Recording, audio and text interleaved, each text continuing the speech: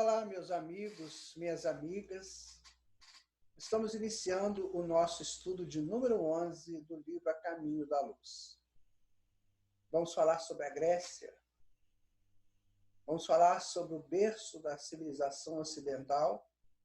Esperamos contribuir de alguma maneira para um entendimento mais apurado sobre a Grécia a partir das informações de Emmanuel. Informações que nos chegam do mundo espiritual. Emmanuel vai passar para nós uma visão bem neutra, mas ao mesmo tempo bem concisa daquele processo extraordinário que foi a Grécia naquele passado histórico. Então nós pedimos aos mentores amigos que nos ajudem, nos orientem. Pedimos também a, quem sabe, a falange lá do pessoal da Grécia, que nos deu aqui uma força, e também a falange de Emmanuel e a sua contribuição. Nós estamos aqui estudando juntos, não tem professor, não tem aluno, não tem nada disso. Temos nós estudando aquilo que podemos perceber da mensagem trazida por Emmanuel através do livro A Caminho da Luz, a psicografia do Chico Xavier. Então, que Jesus nos abençoe os nossos esforços, nos dê condições de realizarmos esse estudo sob os auspícios da espiritualidade amiga e com a participação, quem sabe, de todos esses mentores que possam nos ajudar. Então, em nome deles que vamos iniciar o nosso estudo de hoje, buscando aqui os nossos recursos, né, dos slides, que com certeza vão ilustrar muito o nosso estudo. Tinha que ser uma grande nação. No princípio, simples camponeses. Ali nasceu Homero e depois um grupo de gigantes da filosofia. Sofia precisava nascer no Ocidente. Ali foi o berço escolhido.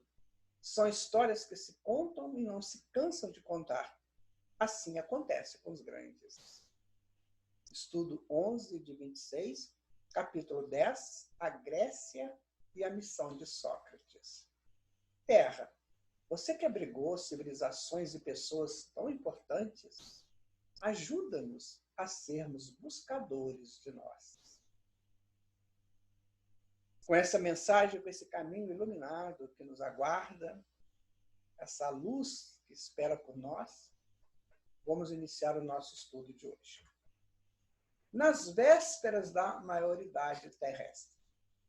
Examinando a maioridade espiritual das criaturas humanas, enviou-lhes o Cristo, antes da sua vinda ao mundo, numerosa corte de espíritos sábios e benevolentes, aptos a consolidar de modo definitivo essa maturação do pensamento terrestre.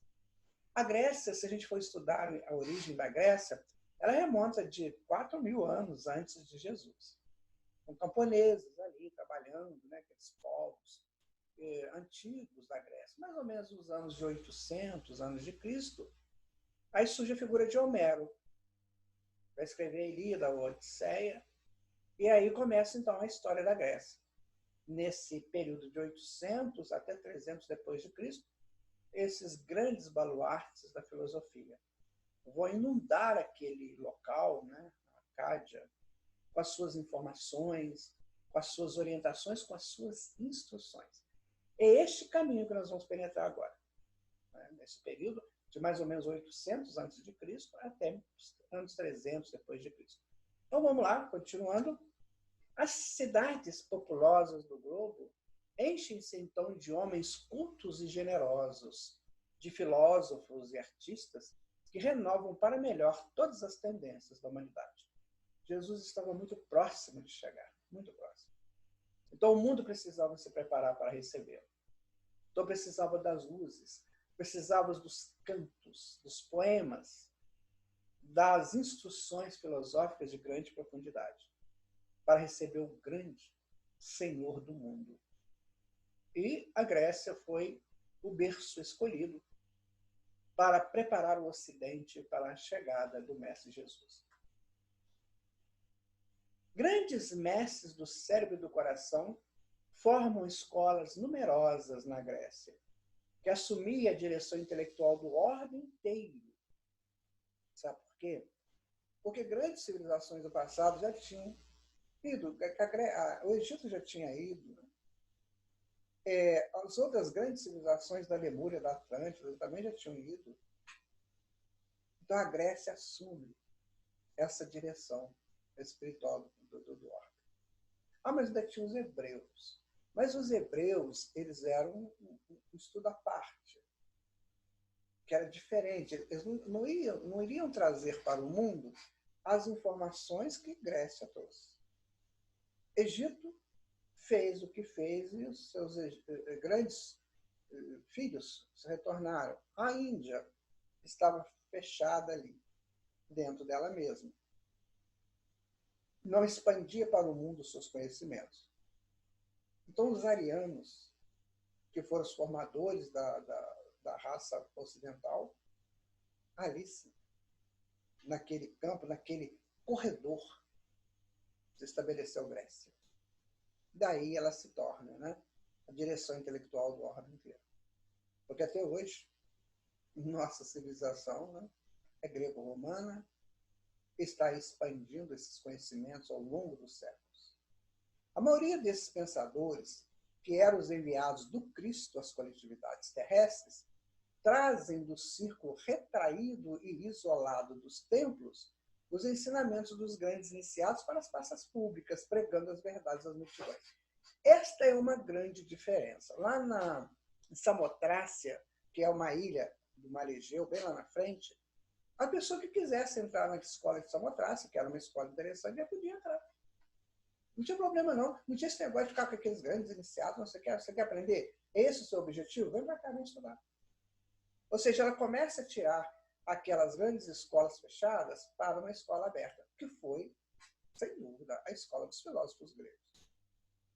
É claro, minha gente, que nem todo mundo ia entender de imediato as falas dos filósofos. Não era assim também. Mas você tem uma vontade, você tem pelo menos o desejo de aprender. Livro dos Espíritos. O que ele fala para nós? Para você conseguir isso, basta a sua vontade. Você está afim? Então venha. Vamos aprender juntos. Aí está, minha gente, essa maravilha. Né? Um filósofo falando e pessoas ouvindo. Quem eram essas pessoas? Provavelmente, a grande parcela delas estava envolvida com a mitologia. A grande parcela. Envolvida com os deuses, envolvida com as lendas, os heróis, que foi fantástico para a regimentação da mente humana na estrutura de uma consciência futura, para a estrutura de uma consciência futura. Então, você não poderia chegar ao nível da verdade que a consciência busca se você ter uma base, e a mitologia foi essa base. É um estudo fantástico, o estudo da mitologia, porque ela nos ajudou, nos ensinou a sermos heróis de nós mesmos, a buscarmos as nossas solturas, as nossas libertações. E esses filósofos aí estavam inaugurando uma nova era da humanidade, que era a era da razão, da busca de você por você mesmo. Então você já sabia os feitos dos heróis mitológicos, já sabia dos grandes feitos dos titãs, de Zeus, de todas aquelas górgonas, ou seja, aquelas mulheres vilãs que ficavam espreitando o homem para perturbá-lo, dos grandes feitos de amores, né? Sabia de tudo isso. Então agora, amigo, é você que vai fazer tudo isso. Agora a história é sua. Não é mais de Teseu, não é mais de Jasão, não é mais de Hércules, não é mais de Ulisses. Agora a história é sua. É você que vai fazer. Isso os filósofos vieram fazer para nós. Então aí está uma representação de uma pregação de um filósofo. Isso aí, é claro, é uma representação. Não sabemos se foi desse jeito, mas pelo menos dá uma ideia, né? Estava aí pregando.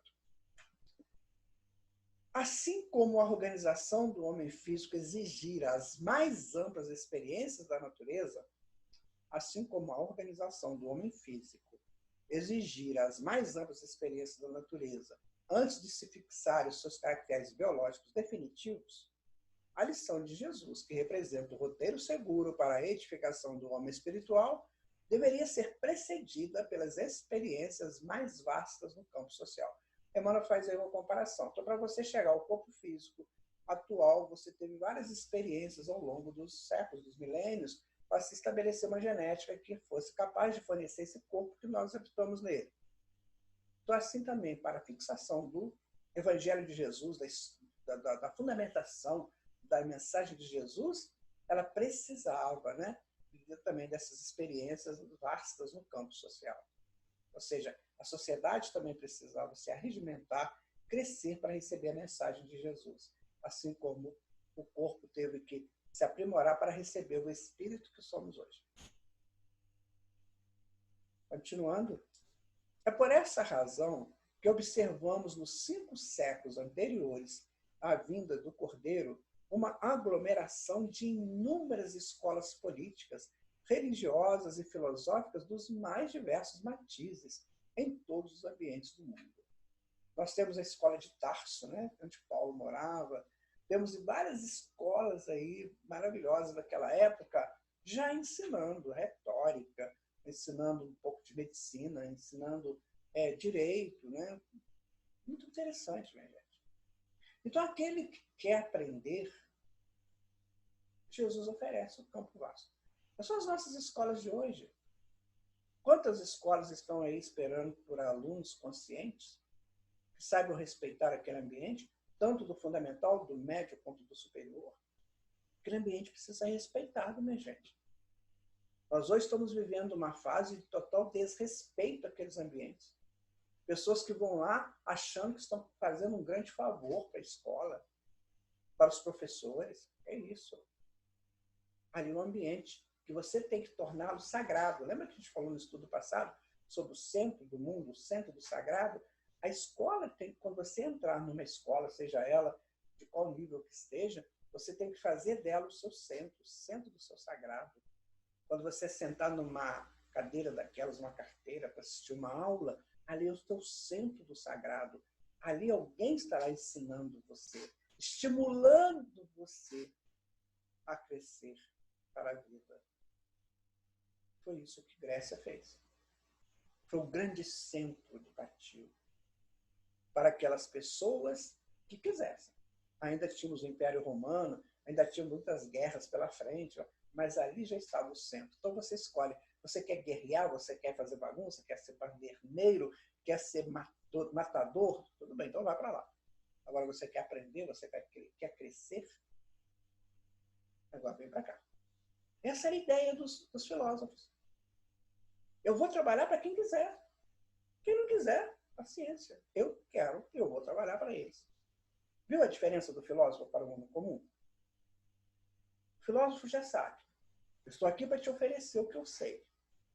Se você quiser, vamos juntos. Se você não quiser, eu não posso fazer nada. Vai chegar o dia que você vai correr atrás. Que é o que está acontecendo hoje, né? Hoje a sociedade exige. Você tem mestrado? Você tem doutorado? Você tem PhD? Você... Não, então começa lá de novo. Porque nós perdemos tempo, minha gente. Era para a gente ser todo mundo PhD hoje. A partir dessas informações que nós vamos ter aqui nesse estudo. Que coisa bonita, minha gente. Olha aí. Meninos estudando, jovens estudando. E quase sempre esses mestres eram individuais, né? Olha esse mestre aqui ensinando. Olha. Tá vendo? Aqui, olha que bonita essa figura. Achei linda essa figura. Fazendo aquele, acho que é o ábaco, né? Aquele instrumento ali de calcular. Aqui também era educação, né, gente? A guerra, a defesa, tudo isso era educação para eles. Olha. Escola do passado. Ao ar livre, nas portas das escolas, dos templos. E hoje nós temos o conforto de um ar-condicionado, às vezes. E estamos aí brincando de garotos travessos, meninas travessas. Ah, minha gente, não façam isso. Não brinque assim com a tua evolução. Vá em frente. Respeita-se. Atenas e Esparta. Muitas teorias científicas que provocam o sensacionalismo dos vossos dias, como inovações ultramodernas, foram conhecidas na Grécia, em cujos mestres têm os seus legítimos fundamentos. Então, minha gente, estava lá já. Talvez, eu até digo para você, que talvez esses grandes mestres da Grécia renasceram várias vezes ao longo desses 2000 anos. Nessas grandes escolas, né, da Europa, das grandes universidades, nos grandes encontros do educador com o educando, provavelmente sim, são trabalhadores do Cristo. Quando você assume ser trabalhador do Cristo, você é vaso dele. Ele vai te colocar onde você possa florescer. Quem sabe, não? Nós já tivemos aí ao longo da nossa evolução nesses últimos séculos grandes mestres da Grécia reencarnados. Em matéria de doutrinas sociais, grandes ensaios foram realizados, divulgando-se a mais farta colheita de ensinamentos. E quando meditamos no conflito moderno entre os estados totalitários, fascistas ou comunistas, e as repúblicas democráticas, devemos volver os olhos ao passado, revendo Atenas e Esparta, como dois símbolos políticos que nos fazem pensar na plena atualidade da Grécia Antiga. Então, esses termos aqui, ó, totalitarismo, fascismo, comunismo, democracia, isso aí são tentativas de se realizar uma sociedade boa e justa. Mas vejam bem, quem que faz isso são os homens, que são pessoas falhas. Por isso, todos eles têm suas falhas. Têm os seus lados positivos e têm as suas falhas. O que nós temos que tentar fazer? Corrigir as falhas. Se você corrigir a falha, qualquer um desses regimes vai ser bom. Mas tem que corrigir as falhas e, principalmente, linká-los ao Evangelho de Jesus. Linká-los. Porque senão vão ser tentativas puramente humanas, ainda muito falhas. É como se as crianças quisessem estabelecer um regime para a escola. Então precisa do diretor, precisa do mestre para orientar aquele regime. É o que está acontecendo hoje no mundo. Falta ao homem do presente essa busca sincera e leal da prática honrada, da prática digna, da prática ética e moral de qualquer regime desses. E linká-lo ao Evangelho de Jesus, do amai-vos uns aos outros, como eu vos amei. De fazer ao outro aquilo que eu gostaria que fosse feito a você. Aí tudo bem. Nós teremos qualquer regime desse aí vai funcionar bem. O regime fascista é muito colocado como aquela coisa do totalitário, daquele que manda, faz o que eu mando, né? Mas a pessoa também vai se adequando. Então, uma sociedade regida pelo amor, não importa o nome que ela tenha. Não importa. Desde que ela tenha a fundamentação cristã nela, desde que ela tenha o respeito de todos pela causa, vai ser tudo muito bom. Muito bem. Os espartanos, sob o regime atribuído a Licurgo, nome que constitui apenas uma representação simbólica dos generais da época, isso é muito importante, porque muita gente fala de Licurgo, mas Licurgo é um nome dos generais da época, é como se fosse o Papa, é como se fosse um nome que generaliza a todos os outros nomes, ele sintetiza os nomes. Né? Vivendo a existência absoluta do Estado, não expressaram a mesma fisionomia da Alemanha e da Rússia atuais. O Esparta trouxe essa informação. Olha, você é do Estado, então o Estado comanda as suas ações. Você não pode discutir com o Estado. Então ele coloca como exemplo Alemanha e Rússia. Claro que isso foi escrito em 1938, né, gente? Nós vamos ter que avançar um pouquinho aí. Olha, então, quer dizer, o que é o Estado que prende? O Estado comanda. E quando o Estado foi formado, lá na Suméria, ele era o Estado protetor. Ele era o regime estatal era de proteção para os habitantes. E aqui ele é um regime de manda. Você tem que fazer o que o Estado te manda fazer. Era o regime espartano.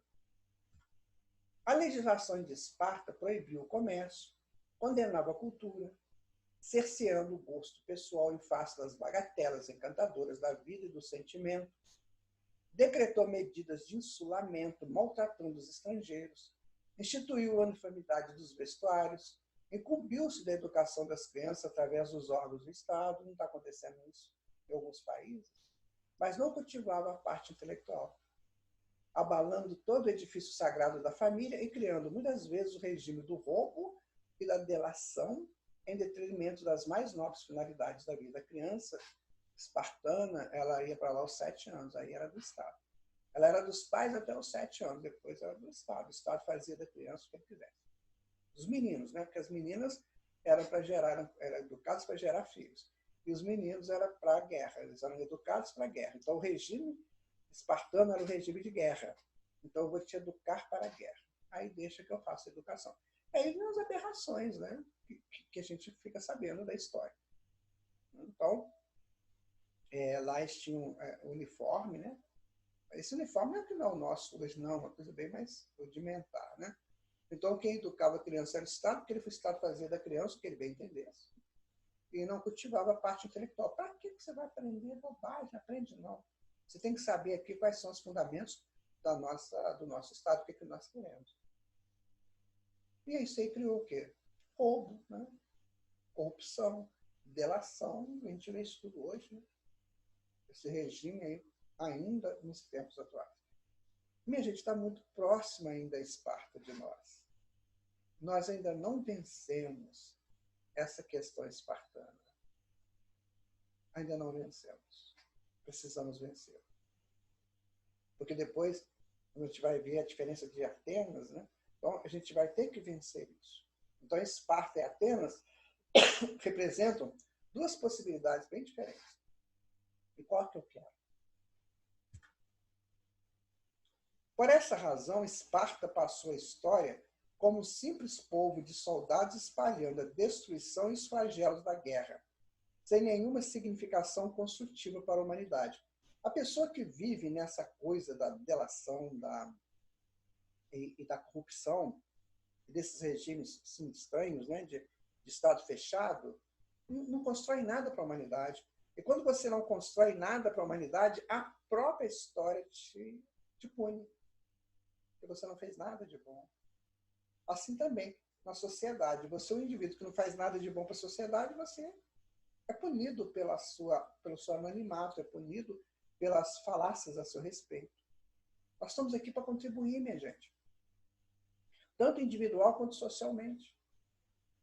Então, o Estado tem que ser algo formado para contribuir para o bem geral da humanidade. Que cada país, cada nação contribua com o seu valor, porque se é reservado para cada nação um valor, que esse valor seja distribuído, seja orientador de outros povos. Mas isso vem de longe, isso vem de Esparta, de Atenas, isso vem da Grécia. E os nossos dirigentes, muitas vezes, não entendem isso. E fazem o regime como ele colocou ali, na delação e da corrupção, em detrimento. Né? Eles passarão e farão uma história muito triste. Uma história que talvez os netos, os bisnetos deles não gostariam de saber. Mas eles não pensam nisso, só pensam nesse presente. A cabeça está fincada no umbigo, não vê lá no futuro, não vê lá na frente. Né? Hegel foi um grande filósofo do início do século XIX. Escreveu coisas fabulosas, inclusive a dialética dele, né? Tese, antítese e síntese.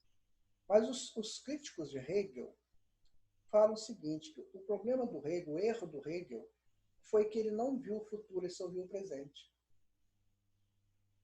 Então, este erro está nas cabeças também inteligentes, que só vê o presente, só vê o agora, não faz uma projeção para o futuro. Claro que eu tenho que viver o agora, esse é importante, é o nosso presente, mas eu tenho que fazer uma projeção para o futuro. Jesus não fez isso no Evangelho? Ele viveu o agora, mas ele fez a previsão para o futuro. Você vê o sermão profético dele, que está em Mateus 24. Você vê o sermão profético, ou seja, ele fez a previsão. Então nós temos que pensar nisso. Porque a história pune ou glorifica, dependendo do que fazemos.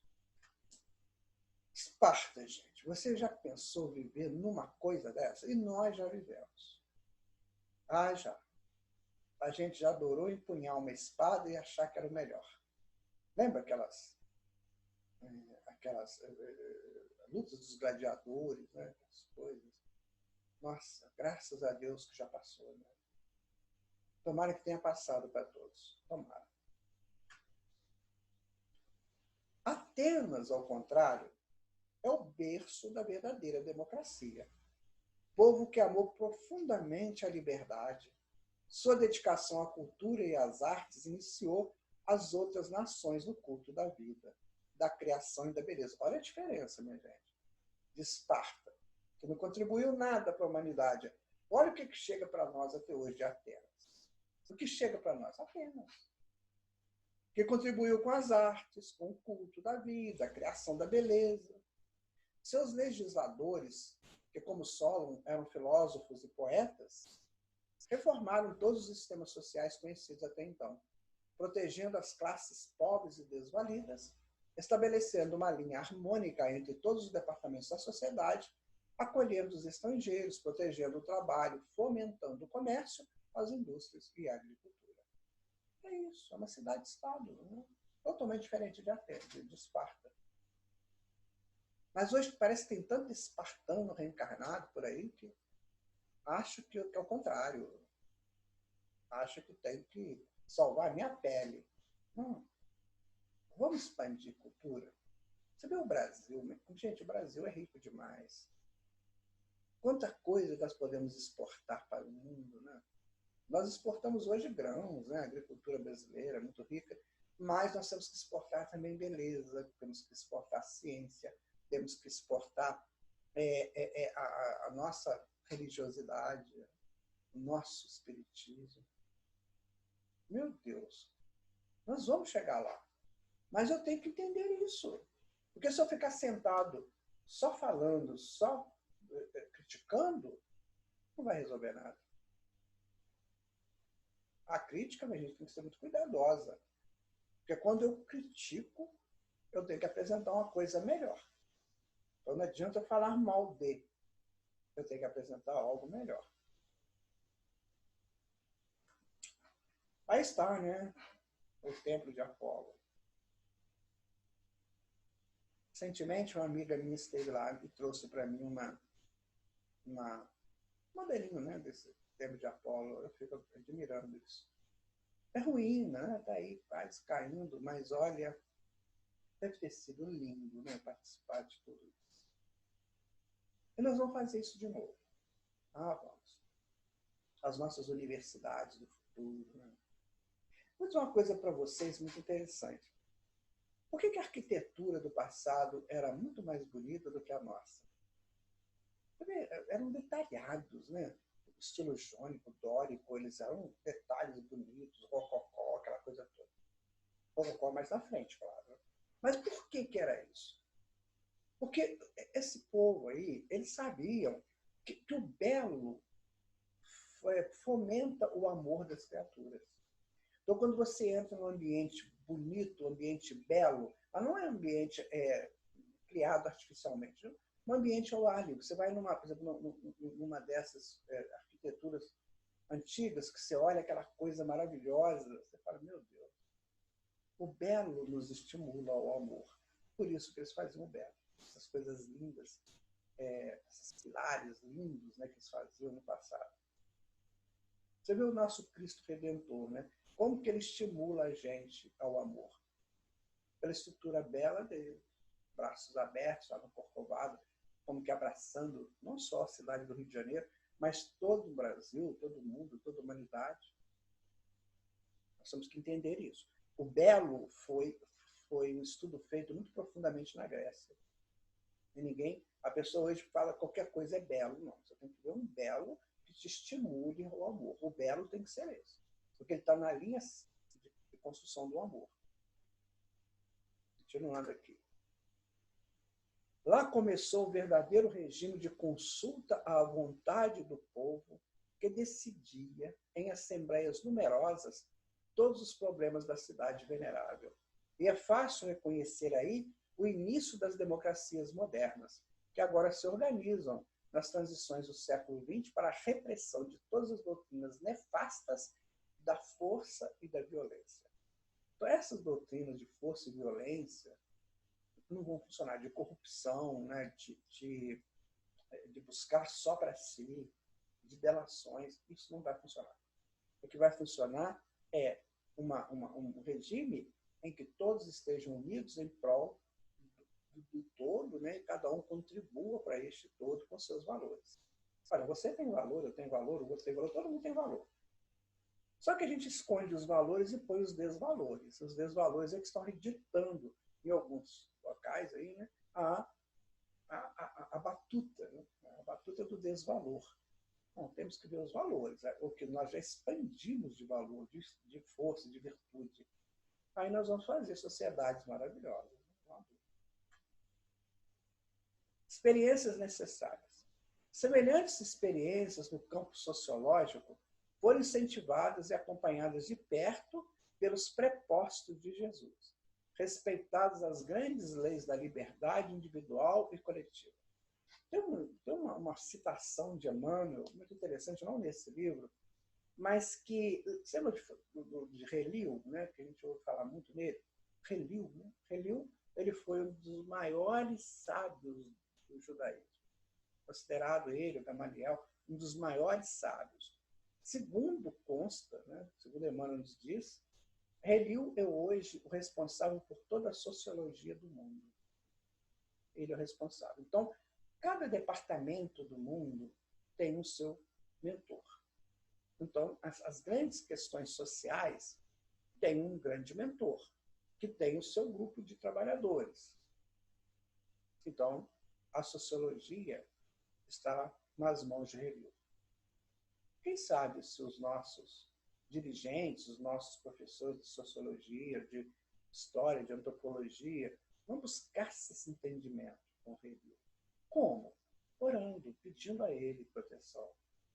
Nas noites, enquanto o corpo dorme, você encontra com ele, ou com os prepostos dele, para informações. Gente, isso vai ser o futuro. O futuro vai ser essa interação livre entre o mundo espiritual e o mundo físico, de tal maneira que você já não vai saber mais o que é mundo físico e o que é mundo espiritual. Vai ser tudo interligado. Para que a gente fica na rudeza desses tempos de agora? Muitas vezes pesados, né? Tacanhos, desorientados. O mundo precisava conhecer a boa e a má semente nas grandes transformações da sua existência. A exemplificação do Cristo necessitava de elevada compreensão no seio da cultura e da experiência de todos os séculos transcorridos, e sem embargo das lutas renovadoras que antecederam no orbe há 2 milênios que o Evangelho do Mestre espera a floração do perfeito entendimento dos homens. Então ele manda tudo, ele mandou para a Grécia para formar sociedades concordatas para que o Evangelho dele pudesse expandir. Como é que eu vou expandir o Evangelho de Jesus, que é de fraternidade, de legitimidade, do amor? Como é que eu vou expandir isso se eu estou procurando o melhor para mim? Se eu estou pensando só em mim e não no outro? Para que eu possa ser um representante desse futuro glorioso, eu tenho que ser essa pessoa gloriosa a partir de mim. Eu não tenho que pensar em riqueza material. Para com isso, gente. Jesus falou, não regimenteis bens materiais, que o ladrão rouba e a traça corrói. Pensa nos bens eternos, nos bens do futuro. Com pouca coisa a gente vive, muito pouca coisa. Para que eu quero multidões de cédulas, né? De outros valores assim? Essa é uma ideia tacanha de riqueza, de valor. Vamos pensar seriamente. Como é que eu posso contribuir com o meu valor para o mundo, para a pátria, para o continente? Como é que eu posso contribuir? O que importa é o meu valor. Nos grandes discursos da humanidade, o que ficou foi quando você busca o valor. Eu tenho um sonho que todos os homens se respeitem, negros e brancos. Não é um grande valor? Assim, tantos discursos maravilhosos, estimulando o homem a ser amigo do homem, para que ambos, mesmo as suas poucas evoluções, possam caminhar com segurança dentro dos seus princípios de filhos de Deus. É preciso entender isso, minha gente. Ou nós entendemos isso, ou vamos deixar a Grécia quietinha lá onde ela ficou no passado dela. Porque mexer com a Grécia, naquele passado, é pensar seriamente nesse nosso presente. Luzes, minha gente. Luzes do conhecimento. Ou nós buscamos esses conhecimentos e nos assenhoreamos de nós mesmos, ou vamos buscar células esparsas. E o vento vai levando, a gente vai correndo atrás, numa representação dantesca da inoperância, da infantilidade espiritual. Nada substitui o conhecimento, que estimula valores, que estimula virtudes, que expande o Cristo interno de cada um. Ao influxo do coração misericordioso do Cristo, toda a Grécia se povoa de artistas e pensadores eminentes. Ao influxo do coração misericordioso do Cristo. Dizem que na época da Grécia, aí, nasciam em torno de 150 filósofos por ano lá. Já pensou? O campo morfológico da Grécia, naquela época. Mas esse campo existe como egrégora, é só entrar nele. Só entrar. O problema é que a pessoa não quer. A pessoa quer ser espertinho. Adora ser espertinho. Você tem que ser expertise. Você tem que saber trabalhar com dignidade o seu conhecimento, a sua estratégia. Não espertinho. Espertinho é coisa de criança brincando de pique-bandeira. Guarde isso para você. Depois você analisa o pique-bandeira. Você vai ver que você está sendo uma criança brincando de pique-bandeira. Traz uma bandeira nas mãos, mas nem sabe o que você está levando nas mãos. Que pena. Ao influxo do coração misericordioso do Cristo, toda a Grécia se povoa de artistas e pensadores eminentes no quadro das filosofias e das ciências. E é lá que vamos encontrar as escolas itálica e eleática, que coisa linda, né? À frente do fervoroso idealismo de Pitágoras na escola itálica e eleática de Xenófanes. Zenão também. Sem esquecermos igualmente as escolas jônicas e a tomística, com Tales de Mileto, Demócrito, nas expressões do mais avançado materialismo. Por quê? Eles estavam trabalhando, naquele momento, a natureza natureza da sua intimidade, a física. Então, eles buscavam entender como é que era a natureza, composta de átomos. Átomo, tomo é parte, parte indivisível, é negação, parte indivisível, átomo. Vejam que Jesus mandou para lá espíritos com todas as possibilidades. Demócrito, Leucipo, por exemplo, trabalhando nessa questão da física, Tales de Mileto também, e o Xenófanes, o Pitágoras, trabalhando já a questão matemática, Pitágoras principalmente, né, matemática puríssima, Xenófanes trabalhando a questão também dessas escolas de filosofias aprofundadas. Bom, minha gente, eu não passei na Grécia, naquele passado, quem sabe a gente vai lá, né? Está guardado, não sei. No mundo espiritual está guardado. Nada se perde. A escola de Pitágoras está aí. Né? Agora, para entrar na escola de Pitágoras, você tinha que passar por uma iniciação. Não era qualquer pessoa que entrava lá, não. Porque é muito complexo, muito complexo. É uma matemática divina. É uma matemática tida como um poema. Não é essa matemática, às vezes pesada, que ninguém gosta. Eles tinham um regime lá bem interessante, né? De ensinar matemática, de estudar matemática. Para ele aí, o nosso pesado, né? Estudando, né, as leis do infinito. Olha, o que é o universo? O universo é infinito, né? O átomo. Isso veio de lá, gente. Veio da Grécia. Por isso que nós hoje estamos aqui estudando o que eles passaram. E, claro, aprimorando, né, com o tempo, com as pesquisas que nós podemos fazer hoje. Bom estudar isso, né?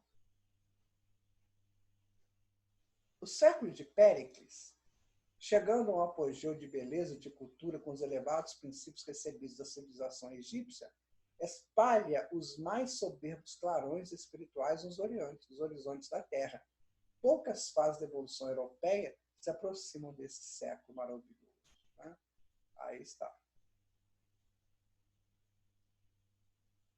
Sabe, não sei o que vocês pensam, mas quando eu vejo pessoas assim na rua, trabalhando nesses grandes mercados livres, né, me dá uma impressão de compartilhamento, sabe? Me dá essa impressão de compartilhamento, de pessoas juntas fazendo juntos um bem geral. Não sei se funcionou desse jeito, mas é muito interessante. Muito interessante. Tem os contos de fadas, né? Que fala isso, que a pessoa vai para o mercado vender o gado, vender o cavalo, vender a galinha, vender os ovos, né? Para conquistar outras coisas nesse compartilhamento. Então, isso aí é muito importante, minha gente. É claro, lógico. Nós temos o shopping centers, que é mais confortável, sem dúvida, mas muitas vezes é mais impessoal. Aí é mais pessoal. Você já pensou, você morar numa aldeia dessa, você não está sozinho em momento nenhum. Você conhece todo mundo. Você sai na rua, você conversa com o outro. Você está em casa, alguém vai te visitar. Você está dentro de um contexto. E quando a gente mora num bairro que as pessoas conhecem, uma rua, isso é maravilhoso. Você é conhecido. Só que hoje, infelizmente, minha gente, muitas pessoas se reúnem para coisas erradas. Né? É bom para a gente pensar. Muito bom para a gente refletir. Vocês observam que é um estudo completamente diferente do anterior, que foi sobre religiões. Olha que interessante que Emmanuel faz todo esse jogo para a gente entender. Né? O Salvador contempla das alturas essa época de elevadas conquistas morais, cheio de amor e de esperança. O povo estava saindo das guerras, minha gente. Saindo da infância espiritual, saindo do primarismo, saindo da selvageria para uma coisa superior, saindo da era mitológica mais pesada, mais profunda, para a racionalização dos seus próprios atos, para perceber os seus valores pessoais.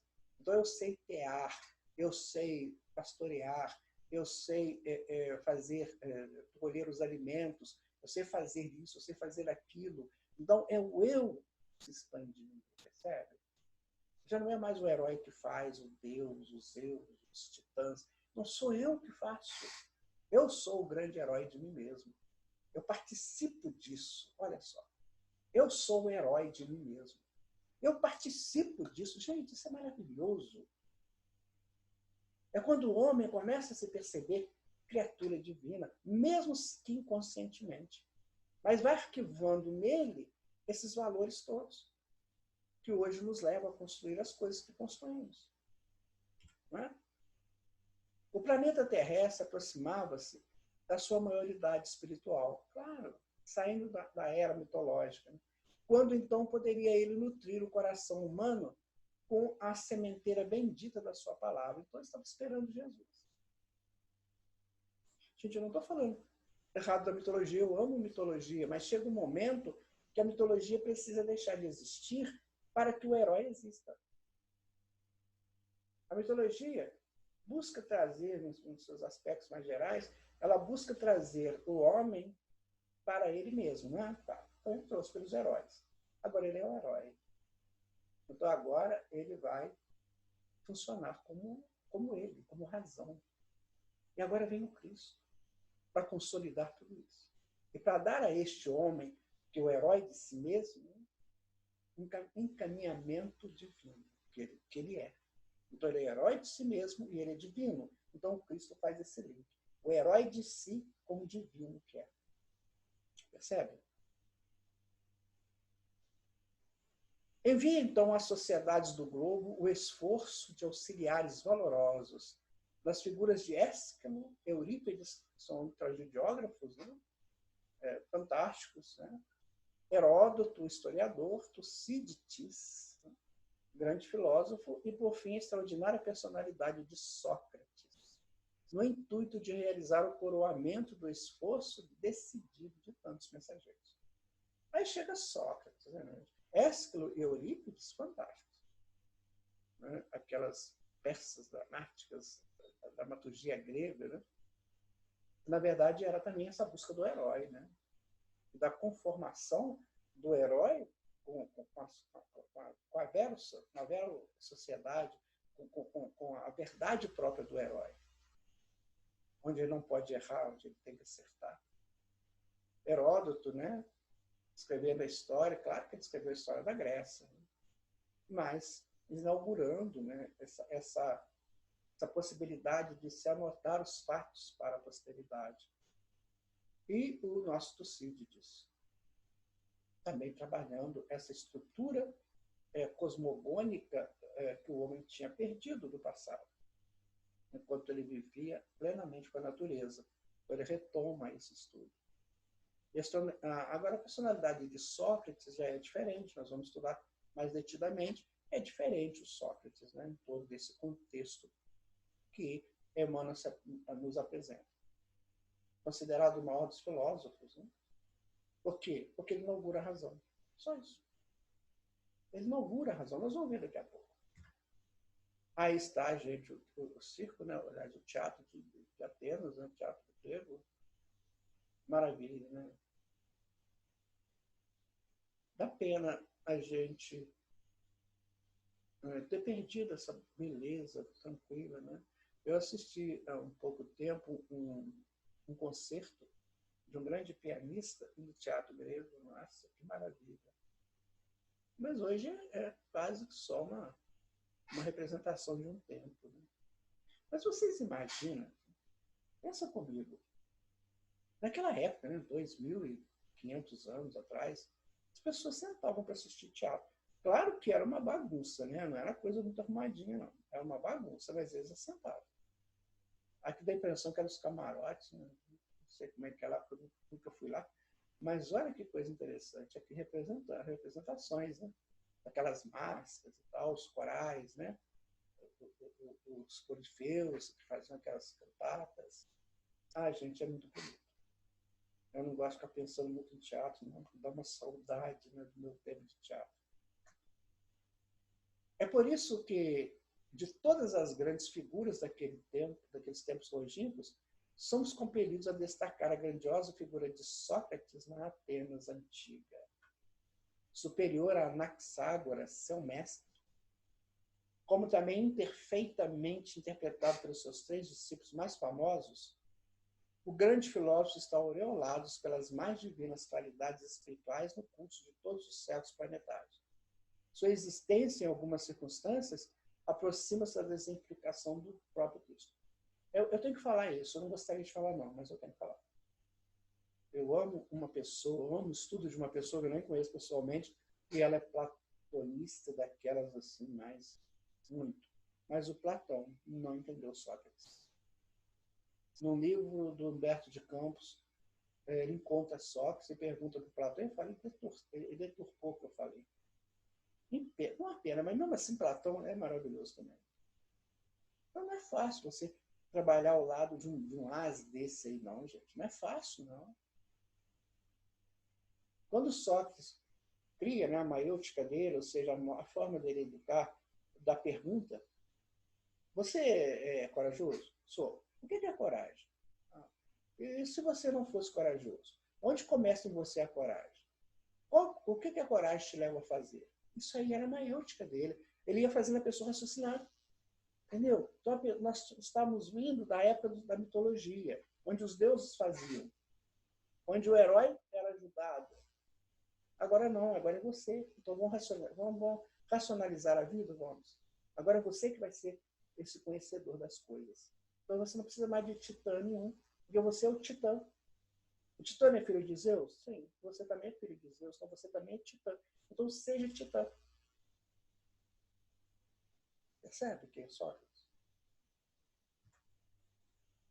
Venerável figura, né? Venerável. Humberto de Campos pergunta para ele se ele voltaria aqui, né? Eu falo, para quê? Vocês não entenderam o que eu falei até hoje. Não entenderam. Nem o Platão entendeu. Aristóteles, né? Nenhum deles entendeu. Então, tem que primeiro entender, né? Entender a maiêutica dele. Tem uma coisa que a gente tem que pensar muito. Por exemplo, o Bezerra de Menezes, ele fala que uma das grandes causas das enfermidades são os fluidos ambientais. Muito bem. Então, nós somos convidados a um determinado local. Antes de aceitar, faça a maiêutica de Sócrates. E você vai ver que você vai se proteger. Ah, mas o que eu vou fazer lá? O que tem lá? Quais são as possibilidades de lá? O que eu levo para lá? O que eu trago de lá? Isso é maiêutica socrática. Porque muitas vezes você vai entender que não vale a pena você ir, que pode estar com problemas de enfermidades. Está vendo o que é Sócrates? Como é que ele funciona na nossa vida diária comum? Sua palavra confunde todos os espíritos mesquinhos da época e faz desabrochar florações novas de sentimento e cultura na alba sedenta da mocidade. Ele trabalhava muito com jovem, né? As praças públicas ensina à infância e à juventude o formoso ideal de fraternidade e da prática do bem, lançando as sementes generosas da solidariedade dos pósteres. Quando ele estava preso, né? Ele ia ter que tomar cicuta, ofereceram para ele a fuga. Chegaram mesmo a abrir a porta para ir embora. Ele falou assim, para que eu vou fugir? Para depois ficar fugindo o tempo todo? Isso não é bom para mim, eu não quero isso. E hoje a gente vê pessoas fugindo com a beleza, né? Então ele deu a lição, não fuja, encare a coisa de acordo com o que precisa ser. Se você estiver errado, você está cumprindo o seu dever perante a justiça. Se você estiver certo, a justiça divina te protege. Isso é uma lição de Sócrates. Quando ele ia ser julgado, né, no Areópago, que era o local de julgamentos de Atenas, ele chamaram lá um daqueles sofistas, né, que defendiam as pessoas, defendiam as causas, né? E esse sofista foi lá na casa do Sócrates, né, com a mulher dele, que chamou para defendê-lo. Ele perguntou assim, qual vai ser seu argumento? Porque ele estava sendo acusado de corromper a juventude, né? E ele estava fazendo isso mesmo. Ele estava mostrando à juventude coisas diferentes daquilo que na época eles achavam que era o certo. Então, para aquelas pessoas era corromper jovens. Na verdade, era educar jovens. Mas aquelas cabecinhas, né, ou por interesses, ou por ignorância, não entenderam assim. Então ele perguntou lá para o sofista, como é que você vai me defender? Aí o sofista começou a criar um argumento que era mentiroso. Falou, não, mas eu estou fazendo isso, realmente eu faço isso. Aí a mulher dele, não, mas eu só tem que te defender de alguma forma. Não, ele não está me defendendo, ele está falando, ele está mentindo sobre mim, eu não sou assim. Aí ele dispensou, né, o sofista, digamos, o advogado, né? Ele dispensou e falou, não, eu me resolvo. Aí chegou lá e falou mesmo, olha, eu faço isso, eu ajudo o jovem a refletir, a pensar e tal. Aí aquelas cabeças, né, mandaram, ele foi condenado à morte. Gente, a história de Sócrates é maravilhosa. Tem um filme dele, né, que a gente aprende essas coisas. Aí, ó. No Areópago, que era o tribunal de Atenas, né? Ainda existe até hoje, tá? Então, ele lá não funciona, é claro, mas as ruínas estão lá. Então, ele está lá falando que eu sou isso. Peito aberto, não tenho medo de falar que eu sou. Porque não tinha mais essa divisão de mundo físico e mundo espiritual, sabe?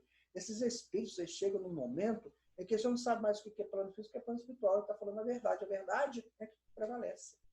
E aí, se você me quiser aqui, eu fico. Se você não me quiser, eu vou para onde Deus me colocar. Não tenho medo disso, não. Se eu tiver medo da morte, o que eu estou fazendo aqui?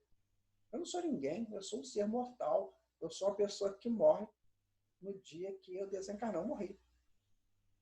Não, eu sou imortal, eu vou para onde quiser. Se você me quer aqui, tudo bem, eu vou ficar aqui do seu lado. Se não me quer, tchauzinho, estou indo embora.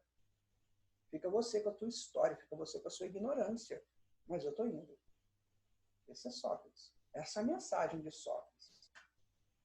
Vou pegar aqui uma mensagem do historiador São 3 professores, né? Daniel, Aquino, né? E Oscar. Fizeram esse livro aí, História da Sociedade, um livro feito aqui no Brasil. Então, vamos lá. As condições socioculturais para o desenvolvimento do pensamento racional entre os gregos foram preparados pelo advento das cidades-estados. Né? A natureza apresenta diversidade e pluralidade de aspectos, formas, propriedades, etc. Existe, no entretanto, para além dessa diversidade aparente, um princípio único, um elemento de permanência no qual tudo se reduza. Essas questões de maior interesse social começaram a preocupar os filósofos gregos. Então, eles começaram a ver o que nós podemos arrumar, fazer para fazer essa sociedade ser uníssona e trazer o benefício que precisa. Então, os filósofos começaram a trabalhar essas situações. Botar na cabeça das pessoas algo que pudesse melhorar toda a sociedade.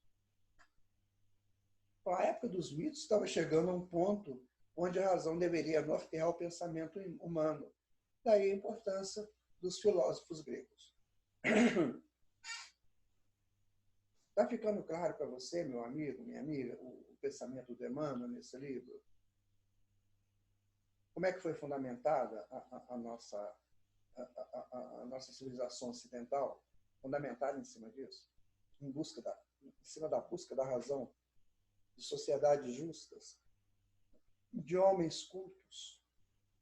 Isso move o pensamento grego.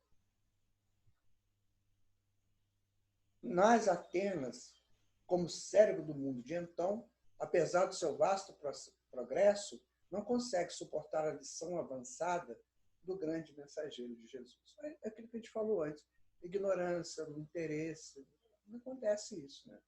Pessoas que têm um valor imenso e são afastados das tribunas, né? São afastados do meio político, são afastados do meio profissional que eles pertencem, porque as pessoas não têm capacidade de entendê-lo. Aí afasta. Graças a Deus que esse tempo está chegando ao fim, tá, gente? Graças a Deus. Está no finalzinho. O novo período da história vai nos contar exatamente o contrário. Você tem valor? Então chega para cá. Aliás, tem nações aí que fizeram isso. Que pegaram aqueles que eram jogados fora de uma nação, levaram para lá e se tornaram grandes cientistas, grandes pessoas, né, para ajudar na sociedade. Oh, meu Deus, temos que avançar, minha gente. Vamos parar com esse interesse mesquinho. Vamos trabalhar juntos, todos nós. Ninguém é melhor que ninguém, não existe isso. Existem diferenças. Mas as diferenças, a diversidade é que faz o todo ser maravilhoso, como é. A natureza não é toda diversa, não é maravilhosa. Então, para que essa coisa de fulano é melhor do que não sei o quê e tal, isso só traz dissensões, só traz separatividade. Nós não estamos no tempo disso, nós estamos no tempo de nos unir para crescermos juntos. Sócrates é acusado de perverter os jogos atenienses, instilando-lhes o veneno da liberdade nos corações. Claro. Naquela época tinha muita questão de escravatura, muita, né? A escravidão branca, não era só de negros, não era de brancos também. Tinha muito essa coisa de escravizar. O vencedor escravizando o vencido. E o que Sócrates falava? Não, vocês são livres. Busca a liberdade de vocês. Saiam fora desse campo de escravidão. A liberdade traz para vocês responsabilidade. Então, sejam responsáveis pelos seus atos, que ninguém vai te prender, não. Agora, enquanto você for escravo de desejos mesquinhos, de negociatas, de apropriações indébitas, de sexo pervertido, aí você está sujeito a ser escravizado. Então, liberte-se disso. Essa era a mensagem de Sócrates. Estava errado? Não.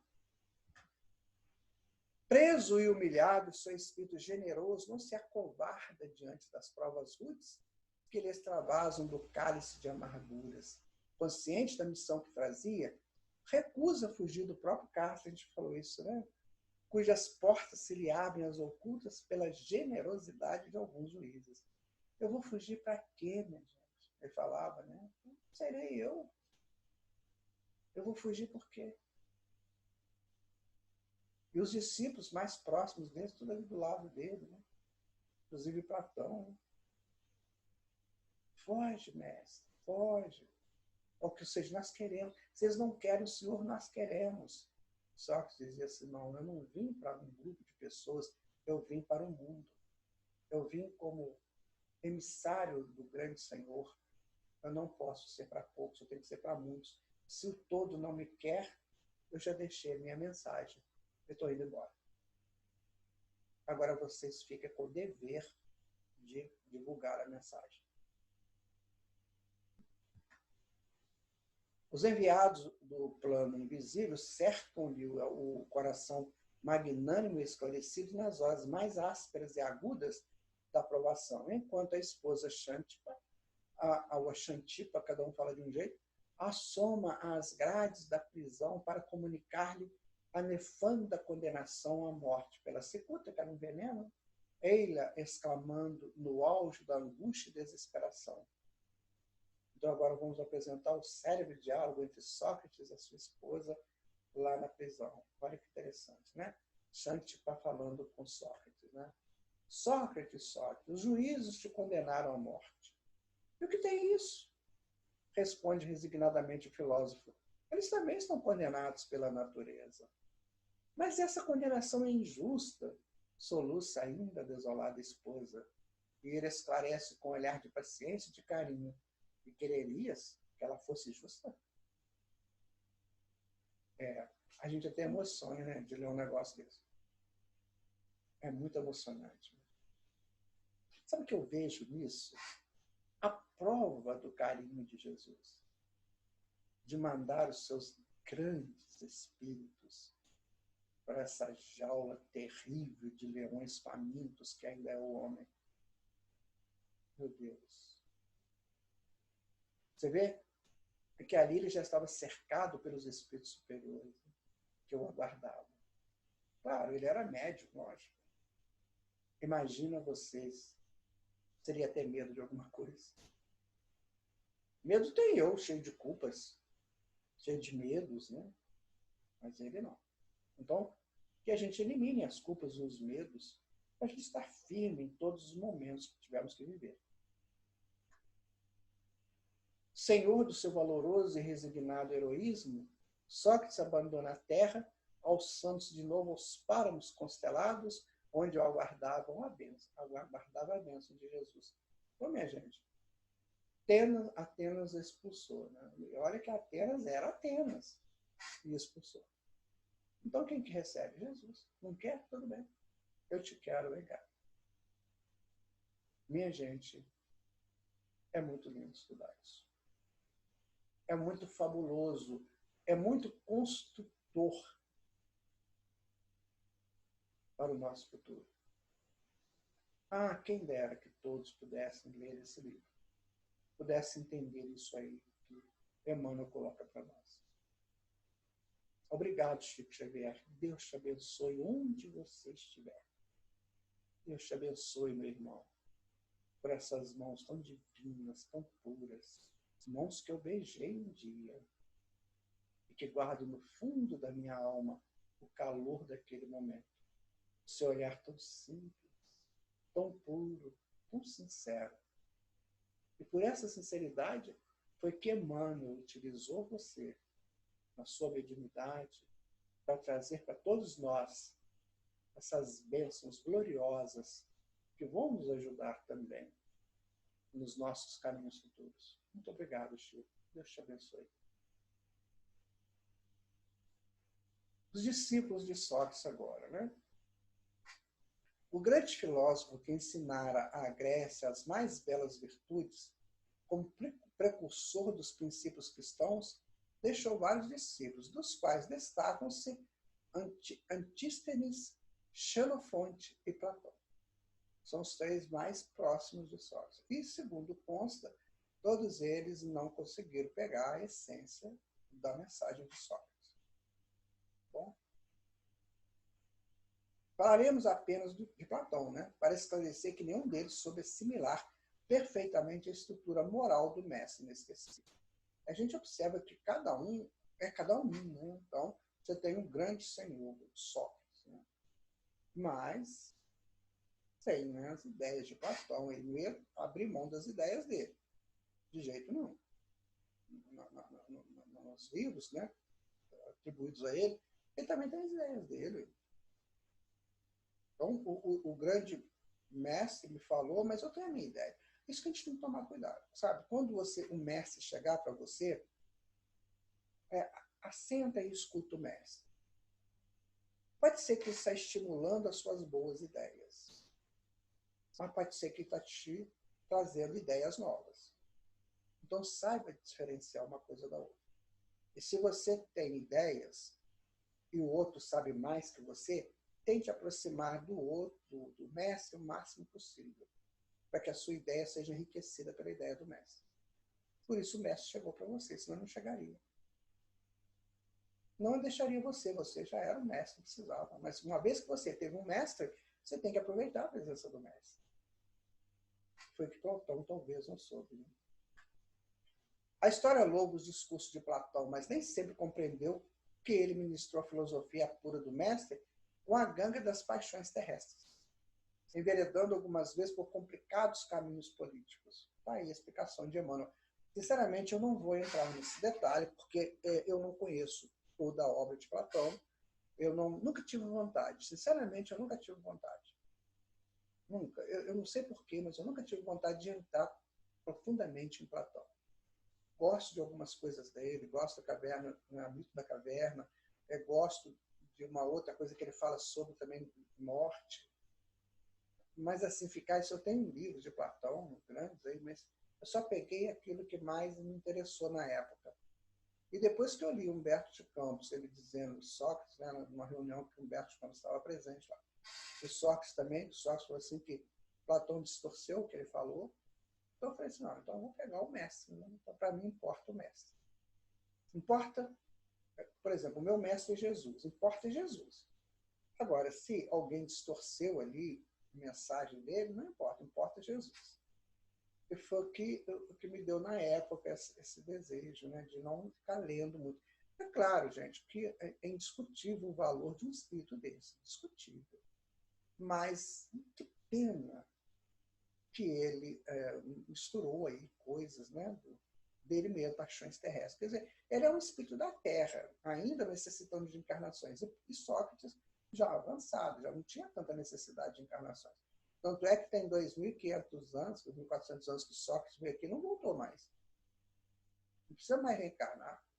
Só vem aqui como grande missionário. E dá a impressão que Platão precisava, que ainda estava nesse jogo, né? Mundo físico, espiritual, físico, espiritual. Então ele trouxe as paixões políticas, paixões dele terrestres, enveredando para o político. Mas tudo bem, isso tudo será resolvido. Penso que hoje Platão diria diferente, né? Com certeza, já evoluiu muito, espírito valoroso, né? Então já tem outros pensamentos também. Não soube como também muitos dos seus companheiros conservassem o nível da alta superioridade espiritual, porque Sócrates vivia lá. É fácil de entender. Sócrates vivia aqui, nas regiões superiores, e Platão ainda estava aqui.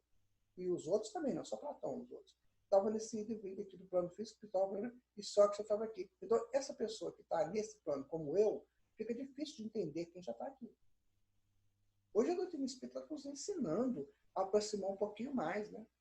Porque ela está colocando o mestre de todos para estudarmos, que é Jesus. Então já facilita um pouco mais. Mas na época não tinha ainda Jesus. Então ele não soube, como também muitos dos seus companheiros, conservar seu nível de alta superioridade espiritual, chegando mesmo a justificar o direito tirânico dos senhores sobre os escravos, olha, sem uma visão ampla da fraternidade humana e da família universal. É isso que eu estava falando. E tinha muito essa questão da escravidão. Eles falavam, os gregos tinham uma maneira de falar o seguinte, que quem trabalha é servo, o nobre não trabalha. O servo é que tem que trabalhar, ele que precisa trabalhar, que é castigo. Trabalho é castigo. A palavra trabalho, ela vem de castigo. Então você tem que trabalhar, você que é castigado. Eu não preciso trabalhar. Você trabalha para mim, que eu sou nobre, eu te pago. Você. intitulado, né? Você é meu escravo, você tem que trabalhar para mim. E, infelizmente, né, muitos se envolveram nisso, inclusive o Platão. Contudo, não deixou de cultivar alguns princípios cristãos, legados pelo grande mentor, antecipando-se ao apostolado do Evangelho antes de entregar a sua tarefa doutrinária a Aristóteles, que ia também trabalhar pelo advento do cristianismo. Você vê que eles foram melhorando, né? As coisas foram melhorando. A gente não está falando mal de Platão, não, por caridade, não pensem assim. Nós estamos analisando. Gente, história é para ser analisada. Se você vai numa loja comprar alguma coisa, o que você faz antes? Você não analisa? A mesma coisa. Quando você lê um fato, né, você tem que analisar aquele fato. Como é que foi a origem daquilo? Não é falar mal de, é fazer uma análise. Então, nós temos hoje, como máxima sublime, né, amar a Deus sobre todas as coisas, ao próximo como a nós mesmos. Essa é a máxima. A maior lei. Então, aquilo que não encaixa nisso, nós temos que... Não, eu recuso isso. Seja quem for que tenha dito, não importa quem falou. Pode ter sido Buda, Gandhi, pode ter sido Madre Teresa, pode ter sido Platão, pode ter sido Xenófanes, pode ter sido Aristóteles, pode ter quem for. Mas fugiu da máxima. Amar a Deus sobre todas as coisas, é o próximo como a si mesmo, e Platão erra, né, o próximo como a si mesmo. Né? Quando ele aceita, né, a ascensão dos senhores sobre seus servos, seus escravos. Com isso, nós não vamos falando mal dele, só que eu não aceito isso dele. Então, ele não é todo para mim, ele não é pleno para mim. Ele tem coisas que eu gosto, que eu falei para vocês no princípio. Tem coisas dele que eu gosto, igual a caverna, o mito da caverna, eu gosto. Mas tem coisas que eu não gosto. Esse é o direito que a gente tem trazido, né, proposto para a gente pela própria dinâmica da vida. Olhar tudo, observar tudo e retendes o melhor. Disse João Evangelista. Aristóteles também. Aristóteles falou muito, conversou muito, divagou muito. Muita coisa é importante, muita coisa já foram ultrapassadas, mas para aquela época foi importante. A gente tem que discutir a Grécia nesse parâmetro. A gente não vai aceitar tudo, mas também a gente vai recolher, peneirar o que for melhor, porque é muita coisa maravilhosa. Então a gente vai peneirar isso. Fez Aristóteles aí, né, gente? O nosso grande cultivador, né, das mentes humanas. Provação coletiva da Grécia. A condenação de Sócrates foi uma dessas causas transcendentes de dolorosas e amargas provações coletivas para todos os espíritos que participaram dela, na medida justa das responsabilidades pessoais entre si. Vou dizer uma coisa para vocês. Quando chega um grande avatar, um grande emissário no mundo, se a humanidade condena esse grande emissário, ela faz uma aprovação coletiva. Ela cria um karma, digamos assim, como fizeram com Jesus, como fizeram com outros. Então ela cria, e fizeram isso com Sócrates. Olha, Sócrates é da estrutura, né, ministerial do Cristo. Entendamos assim, não sei se é isso não, mas dá a impressão de ser. Então você mexe com uma estrutura, que é a estrutura do conhecimento e da sabedoria. Então a ignorância se mete ali. Aí o que acontece? Cria-se um clima, uma frequência contrária à ignorância. Então você tem o conhecimento, você tem a ignorância. Conhecimento chega, a ignorância abafa o conhecimento. Então, o que a ignorância faz? Ela se envolve com mais ignorância. Então, ela fica mais vulnerável às propostas das frequências da ignorância. Então, ela tem que limpar aquilo. Como? Como uma prova. Como uma aprovação coletiva ou individual. Percebe o que é isso? Então, a condenação de Sócrates foi uma dessas causas transcendentes de dolorosas e amargas provações coletivas para todos os espíritos que participaram dela. Todos. Na medida justa das responsabilidades pessoais entre si. Não dá, minha gente. A ignorância, os interesses mesquinhos, isso tem um custo muito grande. Viu? A ignorância menos do que o interesse mesquinho. Mas tudo tem um custo. E é em razão disso que mais tarde vemos o povo nobre e culto de Atenas fornecendo escravos valorosos e sábios aos espíritos agressivos e enérgicos de Roma. Eles iam nas galeras suntuosas, humilhados e oprimidos, sem embargo das suas elevadas noções de vida, do amor, da liberdade e da justiça. O próprio Emmanuel vai para Roma como escravo. Né? Lembra do livro 50 anos depois? Que ele vai como escravo, né? Nestório, se não me engano, é o nome dele, para ensinar, né, para os filhos lá dos grandes. Olha, minha gente, é preciso tomar muito cuidado com aquilo que nós falamos, com aquilo que nós criticamos. Você quer criticar? Maravilha, maravilha. Mas que a tua crítica não seja pelo achismo, porque se não for pelo achismo, será pela vaidade. Aí você vai condenar. Ou pelo seu achismo ou pela sua vaidade. Então tome cuidado. Quando você quiser criticar, e vale a pena, né? É muito bom a pessoa fazer uma crítica construtiva. É a verdade e amor. Quando você tem uma verdade e amor, você eleva o outro. Agora, se a sua crítica for irônica, ela for agradando, você tem que ser do meu jeito, é perigoso. Porque ninguém vai ser igual a gente. Né? Aí a gente pode ter que cumprir esses projetos aí de recuperação. Né? É verdade que instaurar um novo período de progresso espiritual para as coletividades romanas, com os seus luminosos ensinamentos. Mas o processo evolutivo poderia ladear outros caminhos, longe do morticínio e da escravidão. Todavia, sobre a fronte de muitos gregos ilustres, pairava o sanguinolento label daquela injusta condenação, label ignominioso que a Grécia deveria lavar com as lágrimas dolorosas da compulsão do cativeiro. Ora, agora você tem uma informação valiosa nas suas mãos. Então, Sócrates foi condenado a tomar cicuta. E desencarnou ali. E já foi levado para mundos estelares.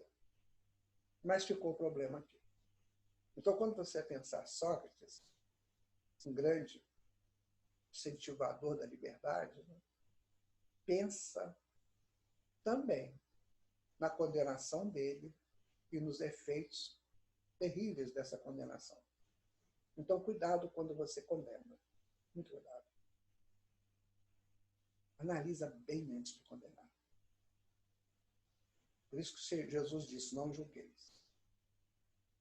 Porque com o mesmo peso que você julgar, você será julgado. Olha, é hora de crescer, minha gente. É hora de deixar de ser menino e menina brincando no parque de diversões. Acabou isso. Não dá mais. Palavra de Emmanuel. A Terra está povoada, em quase todas as latitudes, de seres que se desenvolveram com ela própria e que se afinam perfeitamente às suas condições fluídicas. Já falei sobre isso também. O nosso mundo tem o seu contexto fluídico que nos acolhe. Pequena percentagem de homens é constituída de elementos espirituais de outros orbes mais elevados. Sim. Daí a enorme diferença, mais elevados que o vosso, né? Daí a enorme diferença do avanço moral entre os seres humanos e os abnegados apóstolos da luz, que em todos os tempos tentam clarear-lhes as estradas do progresso. Fizeram isso com Sócrates, minha gente. Fizeram com Jesus, fizeram com tantos outros. É comum conhecerem-se pessoas que nutrem perfeita adoração a todos os prazeres que o mundo lhes oferece. Por minutos de voluptuosidade, pela contemplação dos seus haveres efêmeros, por uma hora de contato com as suas ilusões, jamais procurariam o conhecimento das verdades da eterna vida do Espírito. Procuram toda a casta de gozos, evitam qualquer estudo ou meditação e se entregam freneticamente ao bem-estar que a carne lhes oferta. Essas criaturas, invariavelmente, são espíritos estritamente terrenos, que não saem dos âmbitos da existência mesquinha do planeta. Eis a diferença. Você estuda, numa escola. O diretor, então, convida um grande mestre de uma outra nação para vir dar uma aula, uma conferência, e você vai lá e enforca aquele mestre, movido pela sua ignorância, ou porque ele estimula em você algo que você não quer crescer, em dignidade, em moral, em ética, em conhecimento. Fizemos isso aí nesse passado, que a gente não faça nunca mais. Isso nós tiramos do livro Emmanuel, né? No capítulo 33. Está aí a fonte, você pode pesquisar. Palavra do analista. E temos a Grécia histórica, formada por antigos camponeses, cresceu sob a égide do progresso. Banhada pelos mares Egeu e Mediterrâneo, viu nascer seus filhos filósofos, que, estudando a natureza humana, estabeleceram as balizas de saber para o mundo ocidental. Isso porque a maioridade terrestre já se fazia. Dentre as muitas cidades-estados, destacaram-se Atenas e Esparta, com as suas histórias diferentes. A primeira no conhecimento e a segunda no arsenal da guerra. Contudo, foram lições necessárias para formar a Grécia, iluminada por Atenas e sua acrópole, Ágora, Areópago, Teatro de Dionísio e suas assembleias decisórias. Sócrates, o mais importante dos filósofos, foi acusado de subverter os jovens com suas ideias revolucionárias e progressistas que convidavam a todos a refletir através de uma dialética exemplar. Condenado, bebeu sepulcro. Podia fugir e não fez. Seus discípulos mais próximos, incluindo Platão, não alcançaram suas profundidades. Por ter condenado Sócrates, a Grécia sofreu provações coletivas e seus filhos mais cultos tornaram-se escravos, professores dos espíritos enérgicos e agressivos da Roma. Eu queria deixar mais uma falinha sobre esse negócio de fuga. Eu vejo muitas pessoas, vejo notícias, né, de pessoas que estão fugindo da justiça. São presos, depois saem, fogem, cuidado, meu irmão, minha irmã, não faça isso. Se você errou, assuma teu erro. Porque se você fugir, você está indo para um abismo maior ainda. Porque você está indo para o acerto de contas com a justiça divina. Você não vai morrer nunca. Entenda isso. Nunca. Você é imortal. E você precisa chegar à perfeição. Não é fugindo que você chega à perfeição. É encarando de frente aquilo que você fez de errado para você aprender a fazer o certo. E ser útil. Porque todos nós precisamos sermos úteis. Palavra do trovador agora. Eu fico pensando no fulgor de Atenas, antenas ligadas ao mundo maior, transmitindo ao homem comum deste mundo o quanto é profundo o momento vivido. Opondo-se a Atenas e próxima da luz, Esparta matava com lanças agudas. A criança espartana tão cedo aprendia o manejo das armas e a ira feroz. Atenas, Esparta, filhas da Grécia, terra-mãe que abrigava filhos diversos. Enquanto um matava, outro aprendia, e dizia ao mundo as lições imortais. Esparta, tão perto e tão longe da luz, é o mesmo de hoje no novo milênio. Muitos não rompem o funil da história, escrevem com sangue confusa memória. Espartanos, acordem, acomodem na acrópole, ideal de cultura da Atenas sublime. Faces serenas, os deuses de lá farão de você criatura sem par. Faz tempo, e que tempo que o tempo espera, que Esparta aprenda a lição do saber. O saber é de paz, Esparta quer guerra. Atenas revela que o homem é de Deus. Em Deus não há guerra, ou dúvidas, ou medos. Em Deus há o belo e o eterno aprender. Esparta morreu nas águas do Egeu. Atenas ressurge no tempo constante. Eu tenho a honra de dizer para vocês que este poema eu psicografei, está no livro Navegador Racional. É uma das coisas mais lindas que eu já fiz na minha vida, em termos de literatura, em termos de poesia. Eu agradeço muito aos espíritos que me disseram coisas tão profundas. Depois disso tudo, né? Depois do fulgor de Atenas, de Sócrates, tantos outros, não dá mais para não querer esse caminho luminoso. Vamos a ele? Este é um marco histórico da humanidade. O Templo de Apolo traduz em si o início da cultura ocidental, junto com outros monumentos. Chegamos de lá no conhecimento, e conhecendo, chegaremos ao mundo superior. Vamos de novo. Este é um marco histórico da humanidade. O Templo de Apolo traduz em si o início da cultura ocidental, junto com outros monumentos. Chegamos de lá, no conhecimento, e conhecendo chegaremos ao mundo superior. Então, minha gente, aí está esse estudo sobre Grécia, naquele seu fulgor, daquele passado histórico magnífico.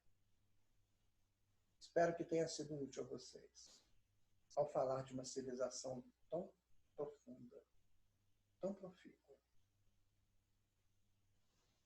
Abracemos a ideia cristã, abracemos a ideia das filosofias puras que nos ajudam a analisar melhor a vida e nos tornar cientistas, pesquisadores do bem comum e do bem individual.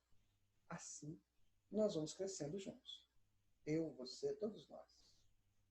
A vida exige isso de nós. Precisamos crescer, minha gente. Eu agradeço a você que esteve conosco nesse momento, agradeço a espiritualidade, agradeço aos mentores que nos ajudaram nesse trabalho, agradeço a Falange de Emmanuel e a Jesus. E vamos encerrando o nosso estudo por aqui, dizendo a vocês assim, muito obrigado. Muito obrigado mesmo por estar estudando conosco. Até o nosso próximo estudo. Fiquem com Deus.